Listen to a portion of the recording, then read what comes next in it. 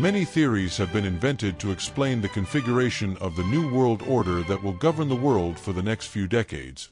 Some of them are so misguided that they have been linked to biblical prophecies, extraterrestrial intervention, or a global conspiracy to enslave us or to exterminate us all. To clarify what the New World Order really is, it is necessary to call it by its full name, Multipolar New World Order. The new multipolar world order is the way the world is changing from having a single superpower, the United States, that dominates everything, to a system where several powerful countries have influence and compete with each other. What does this mean? That there is more than one leader in the world. Before, the United States made many of the important decisions in global politics and economics. Now, countries like China, Russia, India, and others are gaining power and questioning its leadership. New alliances and power groups are emerging.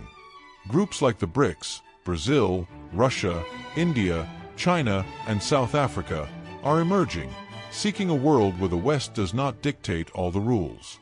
There are also other blocs seeking more independence from the United States and Europe. There is less control from the United States and Europe.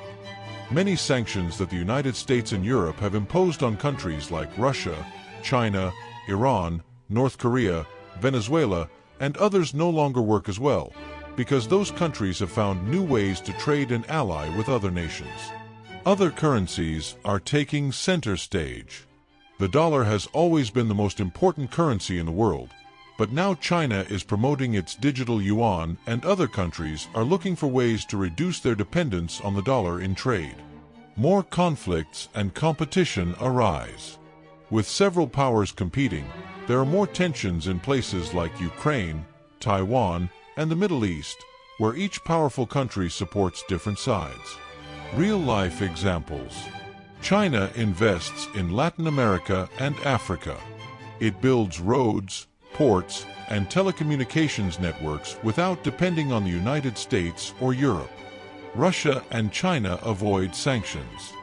They use their own payment systems to do business without the need for the dollar or the Western banking system. Saudi Arabia negotiates with China and Russia. It no longer sells oil only in dollars, but also in other currencies. This change does not mean that the United States has lost all its power, but it does mean that the world is no longer as easy to control as it used to be. Now there are more players on the board, and that creates constant competition among them. As a conclusion, we can say that a change in the world order occurs when the rules and the balance of power among the most important countries change significantly. For a time, one or several nations dominate the global economy, politics, and security. But over time, new powers emerge and challenge that leadership.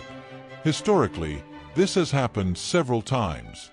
In the 19th century, the United Kingdom was the world's greatest power.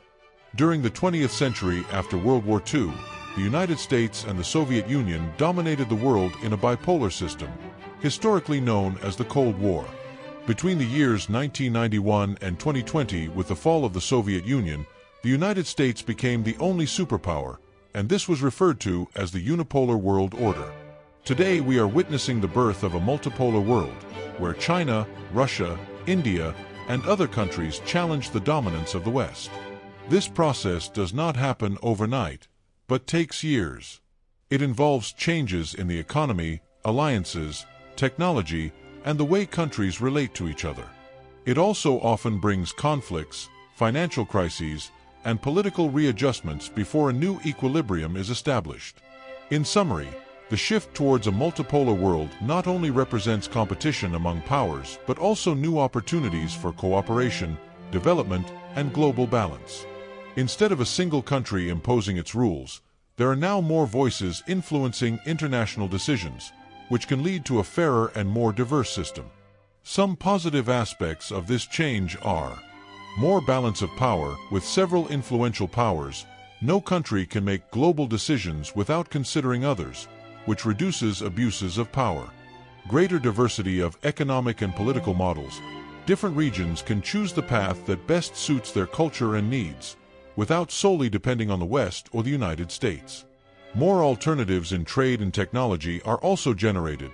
The competition between powers drives innovation and creates new trade routes, benefiting developing countries that previously had fewer options. There are fewer direct military conflicts. Although there are tensions, the major powers seek to avoid global wars because they all have economic interests at stake.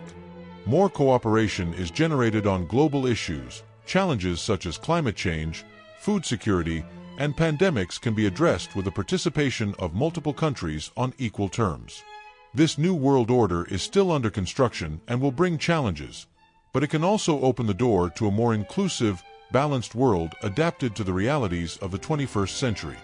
The future will depend on how nations manage their differences and find common ground to work together for the benefit of all humanity.